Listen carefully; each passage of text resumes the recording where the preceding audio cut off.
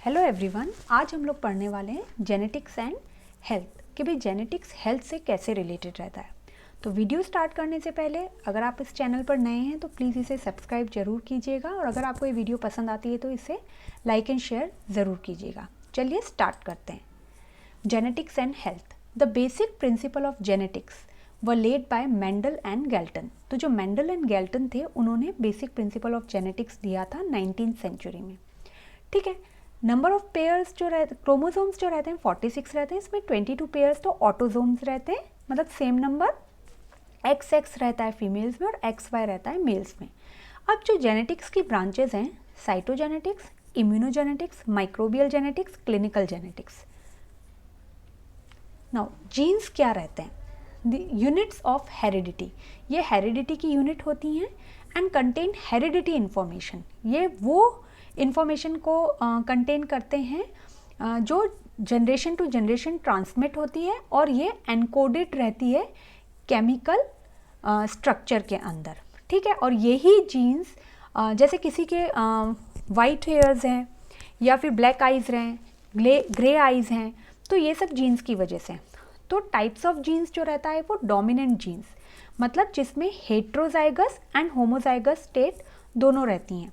और recessive jeans जो रहता है इसमें सिर्फ होमोजाइगस स्टेट रहती है। हेट्रो वाला जो रहता है मतलब अलग अलग और होमो मतलब similar. Genes are generally stable. Generally वो स्टेबल होती हैं, लेकिन कई बार म्यूटेशन की वजह से वो एबनॉर्मल भी हो सकते हैं। जैसे कि अल्ट्रावायलेट रेज से जीन्स में चेंजेस आ सकते हैं, रेडिएशन और केमिकल कार्सिनोजेंस की वजह से चेंजेस आ सकते हैं। तो वो जो इंफॉर्मेशन को, हेरिडिटी इंफॉर्मेशन को चेंज कर सकते हैं। नाउ अब क्रोमोसोमल एबनॉर्मलिटी क्या होती है? ठीक है। तो ये अलग अलग तरीके से रहती हैं। नॉन डिसजंक्शन मतलब कि न्यूक्लियर डिवीजन में एरर की दिक्कत रहना या न्यूक्लियर डिवीजन ठीक से नहीं होना, तो नॉन डिसजंक्शन।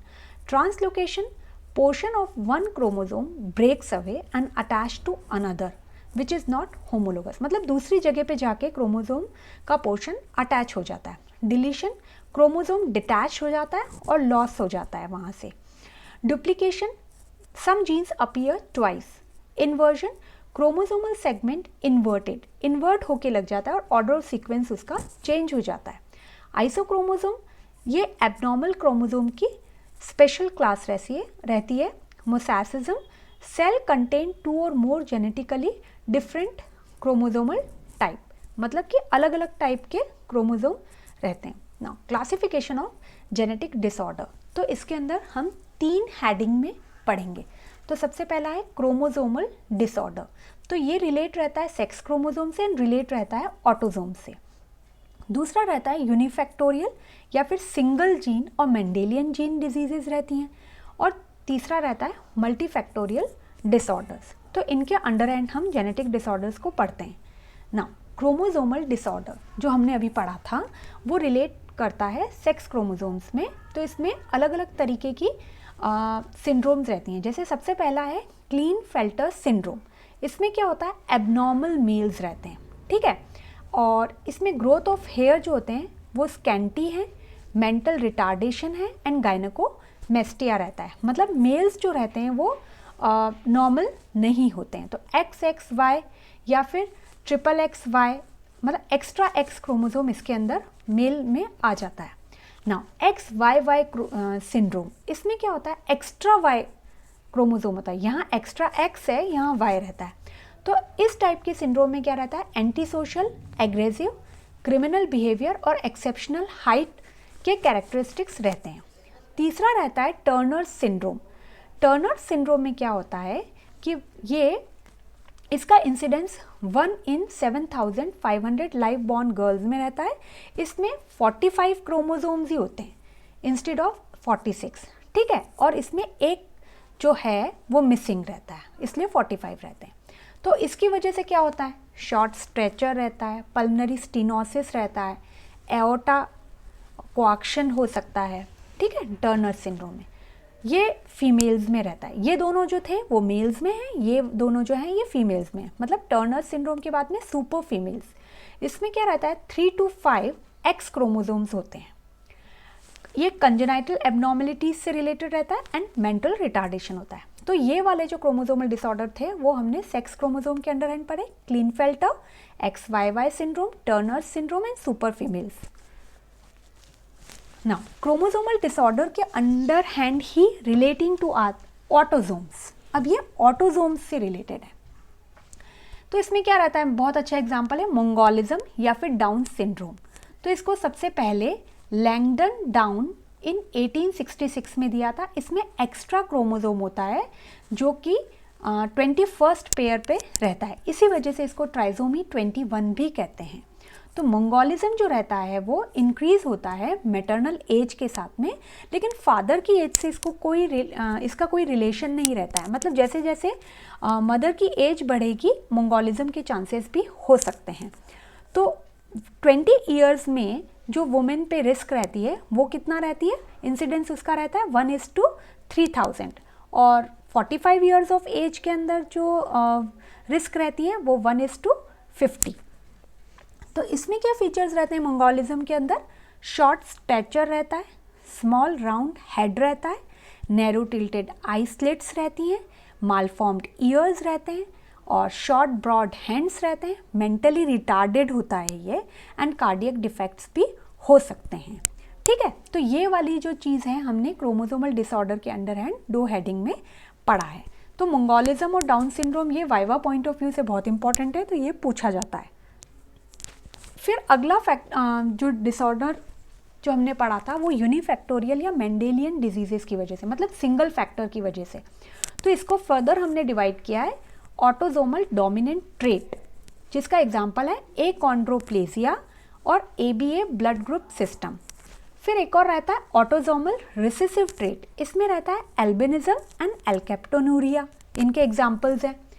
फिर रिसेसिव सेक्स लिंक ट्रेट्स जो हैं हीमोफीलिया A एंड B रहता है, और डोमिनेंट एक्स लिंक ट्रेट्स जो रहता है ये विटामिन D रेजिस्टेंट रिकेट्स रहता है। तो ये वाले जो हैं मेंडेलियन डिजीजेस के अंडर हैंड यूनिफैक्टोरियल डिजीजेस जो सिंगल फैक्टर की वजह से रहते हैं। फिर आते हैं अब हम मल्टीफैक्टोरियल डिसऑर्डर। इनकी फ्रीक्वेंसी बहुत ज़्यादा हाई रहती है। क्यों हाई रहती है? क्योंकि एनवायरमेंटल फैक्टर्स से ये रिलेटेड रहते हैं, है ना। तो वो कॉम्प्लेक्स हो जाते हैं बहुत ज़्यादा, और वो एनवायरमेंटल फैक्टर्स जैसे कि smoking, diet, obesity, lack of exercise and ischaemic heart diseases, इनकी वजह से जो मल्टीफैक्टोरियल डिसऑर्डर्स हैं वो बहुत ज़्यादा रहते हैं। तो इनका एग्जाम्पल हम लेते हैं, cancer inherited or familial polyposis coli and familial non polyposis colon cancer, जो कैंसर रहता है। तो ये मल्टीफैक्टोरियल डिसऑर्डर का मतलब ये एक फैक्टर की वजह से नहीं है, काफ़ी सारे फैक्टर्स मिलके मल्टीफैक्टोरियल डिसऑर्डर्स को राइज करवाते हैं, जो कि एक जेनेटिक डिसऑर्डर रहता है। तो अब इसको हम लोगों को ठीक करने के लिए या हम लोग क्या मेजर्स करते हैं, तो प्रिवेंटिव एंड सोशल मेजर्स के अंडर एंड सबसे पहले हम लोग लेते हैं हेल्थ प्रमोशनल मेजर्स। तो इसके अंदर आता है यूजेनिक्स। यहाँ पे क्या करते हैं हम, जेनेटिक एंडोमेंट को इम्प्रूव करते हैं। कैसे इम्प्रूव करते हैं, फर्दर डिवाइड किया है हमने इसको, negative Eugenix and positive Eugenix. तो पहले क्या होता था, जर्मन रेस को इम्प्रूव करने के लिए पीपल जो हेरिडिटी डिजीज से सफ़र करते थे उनको स्टरलाइज्ड या फिर डीबार्ड किया जाता था, जिसकी वजह से जो थी हेरिडिटी डिजीज़ की फ्रिक्वेंसी कम हो जाती है और डिसेबिलिटी जो है वो कम्युनिटी में वो सब कुछ कम हो जाती है। तो मतलब जो फैक्टर नेगेटिव है उसको हम हटा देते थे, वो नेगेटिव यूजेनिक्स। पॉजिटिव यूजेनिक्स में क्या होता था कि भाई जो जेनेटिक कंपोजिशन किसी का बहुत अच्छा है और एनकरेज करने के लिए जो हमारे कैरियर हैं डिज़ायरेबल जीनोटाइप्स के, उनको हम ज़्यादा एनकरेज करते थे। लेकिन ये लिटिल एप्लीकेशन है, तो ये अंडर हैंड आता है यूजेनिक्स के अंदर। ये वाइवा पॉइंट ऑफ व्यू से बहुत इंपॉर्टेंट है। नाउ कंपेयर टू यूथेनिक्स, वो तो जेनेटिक एंडोमेंट था, लेकिन यूथेनिक्स में हम क्या करते हैं, एनवायरमेंट में चेंजेस करते हैं, which enables the genes to express themselves readily. अब एनवायरमेंट ऐसा देते हैं कि भाई हेरिडिटी और एनवायरमेंटल फैक्टर्स जो रहते हैं ये इनमें म्यूचुअल इंट्रैक्शन होता है। तो जो एनवायरमेंटल फैक्टर की वजह से जो हम लोग जेनेटिक चेंजेस जो रहते हैं वो यूथेनिक्स कहलाता है। ये दोनों पॉइंट्स बहुत इंपॉर्टेंट है। फिर नेक्स्ट इसी में ही आते हैं अब हम जेनेटिक काउंसलिंग। ये बहुत ज़्यादा इमीडिएट एंड प्रैक्टिकल सर्विसेज रहती हैं जिनको ज़्यादातर फॉलो किया जाता है। अब प्रोस्पेक्टिव जेनेटिक काउंसलिंग मतलब कि डिजीज़ होने से पहले, प्रोस्पेक्टिव मतलब पहले, जेनेटिक डिजीज़ होने से पहले हम लोग उनको काउंसल करते हैं, बात करते हैं उनसे।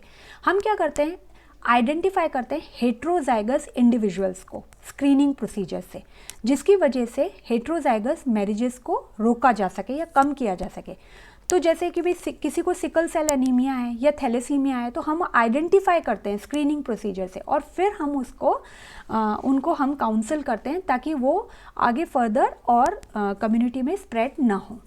और रिट्रोस्पेक्टिव जेनेटिक काउंसलिंग क्या रहता है, अब यहाँ ऑलरेडी डिसऑर्डर हो चुका है, यहाँ तो अभी तक हुआ नहीं है, इसीलिए हमने उसको स्क्रीनिंग प्रोसीजर से हम लोगों ने आइडेंटिफाई किया है। स्क्रीनिंग प्रोसीजर क्या रहता है कि जो हेल्दी इंडिविजुअल्स में भी किया जाता है, जिसकी वजह से हम लोग जो अनआइडेंटिफाइड डिजीजेस होती हैं उनको हम सर्च कर लेते हैं। लेकिन जो रिट्रोस्पेक्टिव जेनेटिक काउंसलिंग क्या है, यहाँ हेरिडिटी डिसऑर्डर ऑलरेडी अकर्ड हो चुका है, फैमिली में ऑलरेडी है, तो हम लोग क्या एडवाइस करते हैं उनको, ताकि हम लोग उनको होने के बाद एडवाइस करते हैं कि अब होने के बाद प्रॉब्लम से हम कैसे डील करें। जैसे कि भाई कंजेनाइटल एबनॉर्मलिटीज़ का अगर किसी को है या मेंटली रिटार्डेड है कोई, तो इसके लिए अलग अलग जेनेटिक काउंसलिंग सेंटर्स बनाए गए हैं जहाँ पे कॉन्ट्रासेप्शन के बारे में बताया जाता है, प्रेगनेंसी टर्मिनेशन के बारे में बताया जाता है, स्टरीलाइजेशन के बारे में बताया जाता है, ताकि ये चीज़ आगे ना हो ना। इसी के अंडर हैंड ही जेनेटिक प्रिवेंटिव मेजर्स आता है। इसमें क्या होता है, कंसेंजुअस मैरिजेस, इसमें क्या होता है, जो ब्लड रिलेटिव्स में मैरिजेस जो होती हैं तो उसकी वजह से क्या होता है, एल्बिनिज्म, एल्केप्टोन्यूरिया, फिनाइल कीटोन्यूरिया, ये सब चांसेस रहते हैं। तो हम लोग क्या करते हैं, इनको लोअर करते हैं इन मैरिजेस को, ताकि ये एक तरीके से हम जेनेटिक प्रिवेंटिव मेजर्स करते हैं ताकि ये प्रॉब्लम्स ज़्यादा ना हो। लेट मैरिजेस में हमने पढ़ा था कि ट्राइजोमी 21 होती हैं जो मंगोल कपल्स होते हैं और मेनली ये एल्डरली मदर में ज़्यादा रहती हैं। तो चांसेस क्या रहते हैं, मतलब कम एज है तो उसका इंसिडेंस 1:3000 है, लेकिन अगर एज 45 है तो इंसिडेंस 1:45 हो सकता है। तो ये सारे फैक्टर्स जो अभी हमने पढ़े थे, ये हेल्थ प्रमोशनल मेजर्स के अंडर हैं यूजेनिक्स, फिर यूथेनिक्स and genetic counselling and other preventive measures के अंदर कंसेंजुअस मैरिजेस एंड लेट मैरिजेस आया है, ये इनकी अंडर हेड आया है ना। फिर हम स्पेसिफिक प्रोटेक्शन करते हैं, कैसे कि भाई इंडिविजुअल का प्रोटेक्शन करते हैं या होल कम्युनिटी का करते हैं। जो एक्सरेज हैं, आयोनाइजिंग रेडिएशंस हैं, केमिकल म्यूटाजेंस हैं, तो उसमें हम प्रोटेक्ट करते हैं गोनैड्स को एंड प्रेग्नेंट यूट्रस को, तो ये स्पेसिफिक प्रोटेक्शन हो गया। फिर हम अर्ली डायग्नोसिस एंड ट्रीटमेंट करते हैं। तो इसमें क्या करते हैं, हम जेनेटिक कैरियर्स का डिटेक्शन करते हैं, है ना। कैसे, जैसे मस्कुलर डिस्ट्रॉफी है, इसमें हमको पता लग जाता है कि भाई सीरम क्रिएटिनिन काइनेस बढ़ रहा है। हीमोफीलिया है तो ये प्रोपोर्शन है कैरियर्स के। फिर प्रीनेटल डायग्नोसिस में हम कैसे करते हैं, एमनियोसेंटोसिस जो 14 to 16 वीक के लिए रहता है, डाउन सिंड्रोम को डायग्नोस करने के लिए रहता है, टे सेक्स डिजीज़ को, मैपल सिरप को। फिर न्यूबॉर्न इन्फेंट्स का हम स्क्रीनिंग करते हैं, ठीक है, कैसे कंजेनाइटल डिसलोकेशन जिसका हिप का हो या cystic fibrosis, sickle cell anaemia, glucose 6 phosphate deficiency के अंडर हैंड।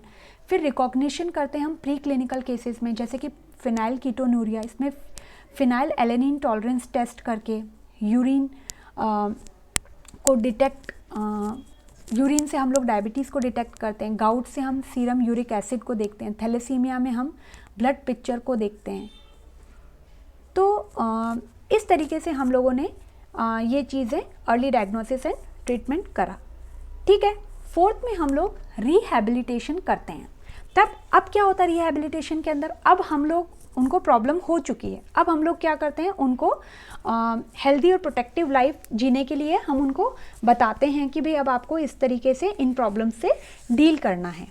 तो आई होप आपको ये वीडियो पसंद आई होगी। अगर आपको ये वीडियो किसी भी वे में हेल्पफुल लगती है तो प्लीज़ इसे लाइक एंड शेयर ज़रूर कीजिएगा। Thank you.